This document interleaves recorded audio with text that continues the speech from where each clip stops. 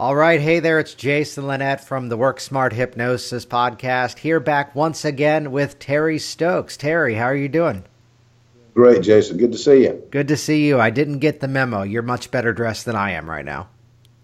I'm doing a show in about an hour or so. Got it. Got it. I'm about to hop into a webinar over here myself. So keeping things going. The reason I wanted to connect with you today was that we did that webinar, Stage Hypnosis Secrets, which is going to be linked to inside of this video.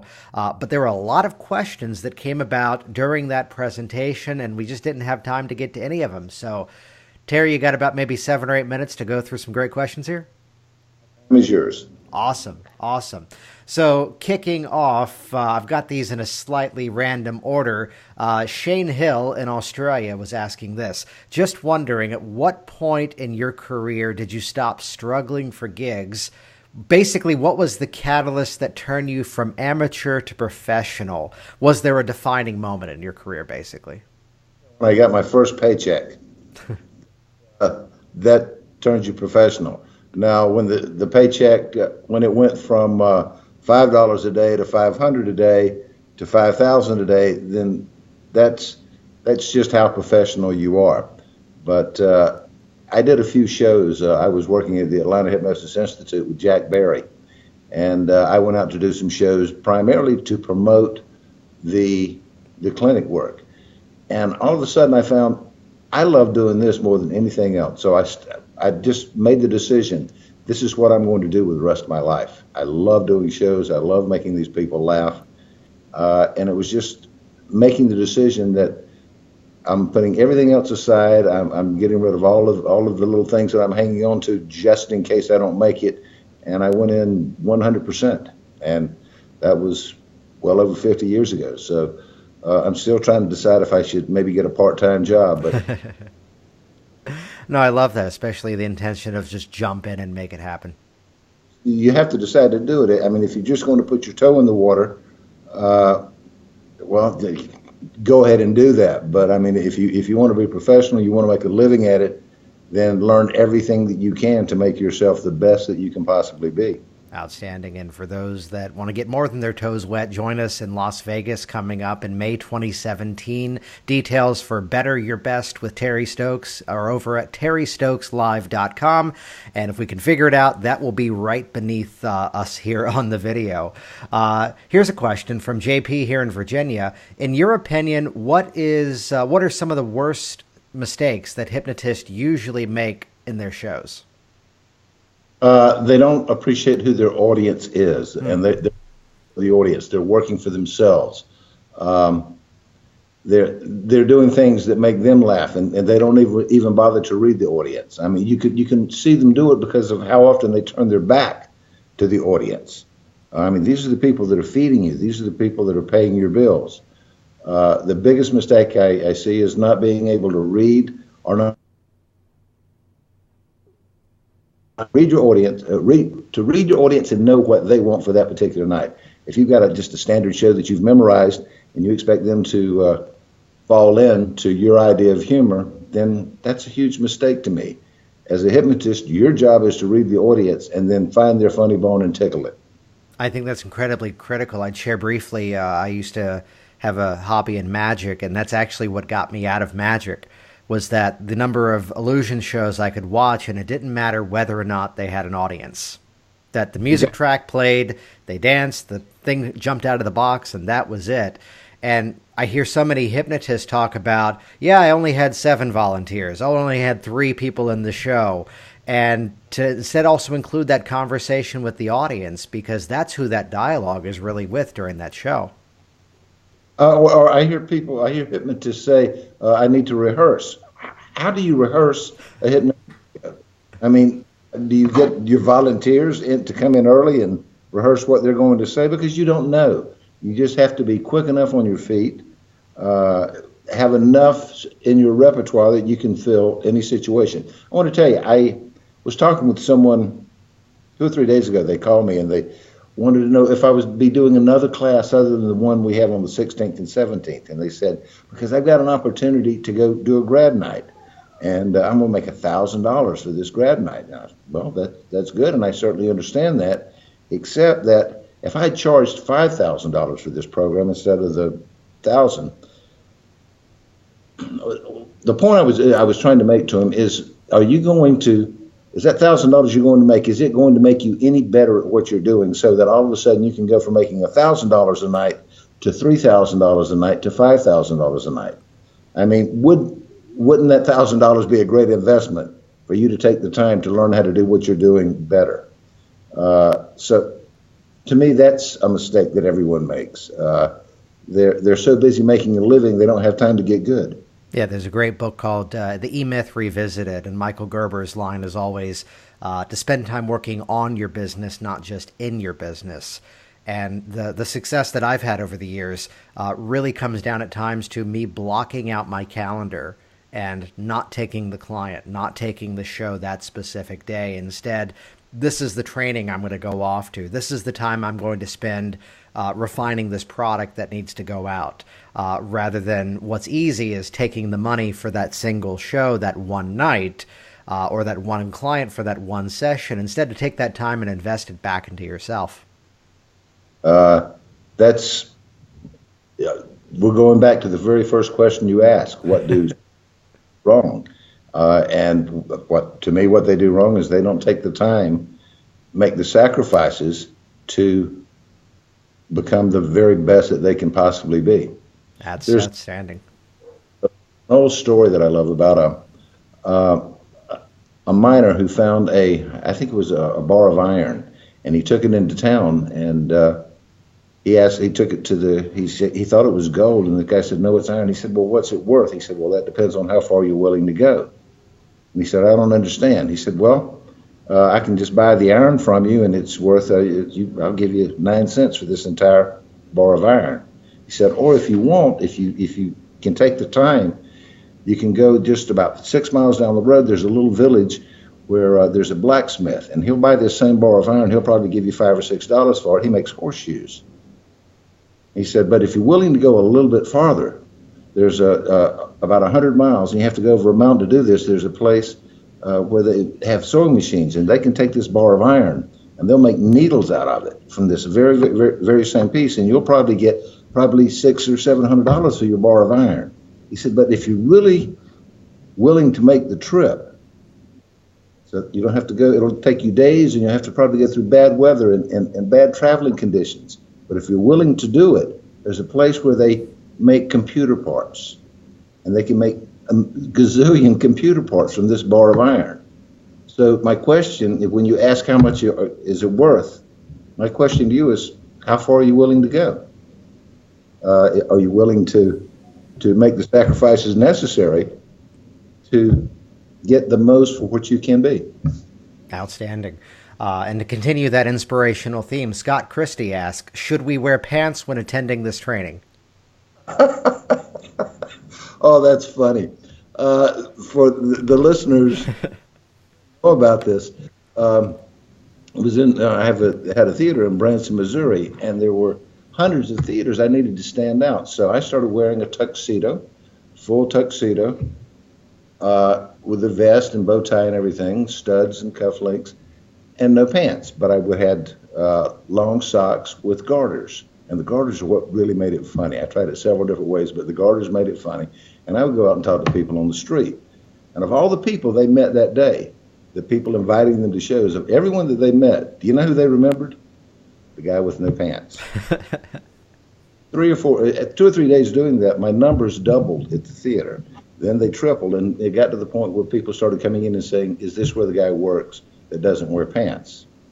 I did it strictly as a promotion. At a training that you were at that I recently did, I did it to make a point. Normally when I'm teaching, I do wear pants. But the point I was trying to make is, as hypnotists, for the most part, we take ourselves way too seriously. I mean, we're not surgeons. Our job as a stage hypnotist is to relieve the tension of the day, to make people laugh and to entertain. And I spoke with a lot of people. I was one of the last speakers, and some of the people that I'd been talking with, just took themselves way, way, way too seriously. So I decided, actually the morning before I spoke, to do it without pants. So, Yeah. So go back and answer the question. You can wear pants if you want to. I don't really care. Here's one from Michael Mesmer in California. Let's see. It's rare for people to be so giving of their information. What's your philosophy when it comes to training others? For a long time, I didn't want to do it, and I've had a lot of people ask me would I do it, and I've taken just a handful of people over the years, people that I knew that I saw had the same passion for doing it that I had. People like Mark Usick. I can name two or three others, but I only took a handful of people and trained them. And as far as doing it in classes, and then someone said, well, if you're not going to do it, someone else is. And I started looking at what everybody was teaching, and it's good. It's good stuff. They're teaching the hypnosis. Please don't think I'm being critical. But they're not teaching them what I consider to be the most important thing of all, which is how to stand out, how to write your own material. They're selling people a cookie cutter show. And they're saying, okay, memorize this, say these words, you'll get a few laughs, and here's your certificate, you're a hypnotist. Well, nobody really teaches anyone how to be an entertainer, how to write their own material. And the reason that I have decided to do it now is I honestly feel that our industry has a need for what I want to teach, which is how to write material. I'm telling people when they come to this class, have a notebook, because when you leave, you will have enough material to do 3 completely different shows and never repeat yourself. And you should be able to do that anyway, because you don't know who's going to be in your audience on any given night. But we will. The second day of the program is to mastermind and to learn how to write material. And this upcoming training, it's going to be Tuesday, May 16th and Wednesday, May 17th at Catherine Hicklin's Hypnosis Training Center in Las Vegas. It's affordable to travel to. I hear United is cheap this month. They should be. Yeah. The other thing, having a cocktail party. Yes, Monday night, the cocktail party, the pre-training reception. I'm figuring if I get everybody just totally blitzed, they'll be hung over and get into their heads quicker.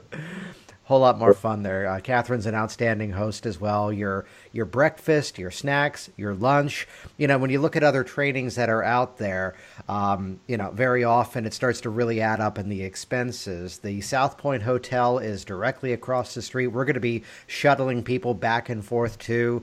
Last I checked, hotel rooms over there were only about $60 a night.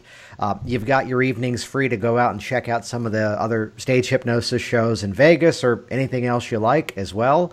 And it's an outstanding training. Head over to terrystokeslive.com. Again, all the details, if we figure out the technology, will be beneath my fingers there as well. Now that I've said it, we will spend 3 weeks trying to figure out how to do that. Here's a great one. This was from Roger in Pennsylvania. And it's kind of a nuts and bolts type question. Style of induction for the show. Instant, rapid, something else? I use a progressive relaxation induction. As most of your viewers know, you don't need to take any time at all. You can do an induction like that.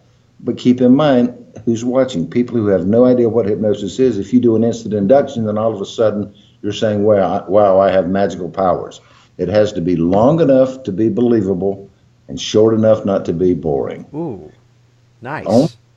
It's the only part of the show that can go a few minutes. My induction is 3 minutes long.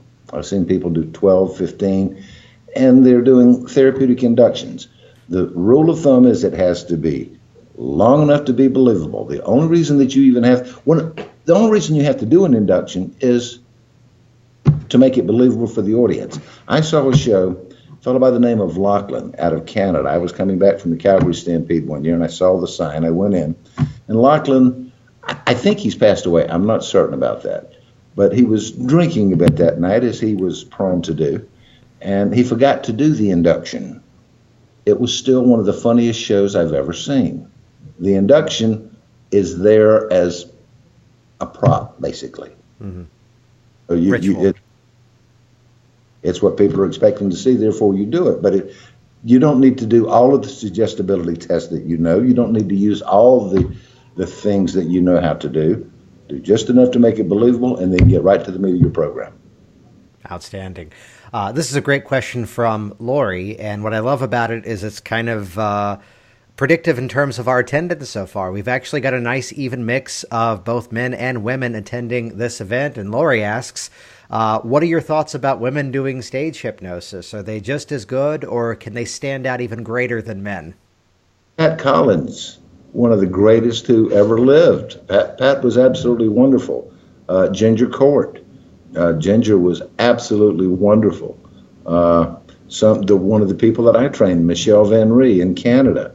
Michelle is fabulous. She is so good, as a matter of fact, that most people work their way up to Vegas. I had decided to open a second show in Vegas a few years ago, and Michelle was the only person I knew good enough that her first show for her first performance was as a headliner in Las Vegas. Nice. Been my assistant for a few years, and we'd worked a little bit, but her very first show, and she took off and she soared. And until she decided to raise her daughter, she worked continually. But yeah, so do women have a place there? Yes, please don't run me out of it. Jason, I'm sure you probably know all women are smarter than men. The trick is to make them a little bit. But they're I'm thinking of Susie Hayner, who is absolutely wonderful. I trained Susie years ago. Susan Rosen, who was at the stage conference a little while ago. Right. Yeah, but there are some incredible ladies in the business, and they make it nice. Outstanding. And I'll wrap things up with my own question. What is one thing you think people must do to stand out in this profession? Don't wear pants. The one thing I think is do your own material. I may have told you this before, but it wasn't too long ago. I went to see a show, and the guy knew who I was, and he came over after the show, and he said, "How did you like my show?" And I'm rather an outspoken person, and my first inclination was to be polite, but then he pressed it, and I said, "Well, honestly, it wasn't your show. You did Anthony Cools, you did me, you did Ben Vandermeed, and I can tell you he wrote every bit of material that you have that you did in your show." And I found out later that the name that he was using was not even his. He'd made up a name, so there was no part of the show that was his. So how can you stand out? To stand out from the crowd, do your own show, write your own material, be original, and be good at it. Outstanding. And to learn how to do that, join us. Monday night, May 15th, is the pre-training cocktail reception, followed by the training event, Better Your Best, on Tuesday the 16th and Wednesday, May 17th. There's an early bird discount that's about to wrap up, so head over right now to terrystokeslive.com and reserve your spot. Sure. That wraps up just within the next couple of days, the early bird special, right? We're about a week away, and we're recording this right now, Sunday night, the 23rd, and I'm planning to have this video out in the next 20 minutes, pending technology. So you need to stand up. Everyone watching this, look into my eyes. I hope we see you in Las Vegas. I know we'll see you, Jason. Awesome. Nice talking. I'll see you soon.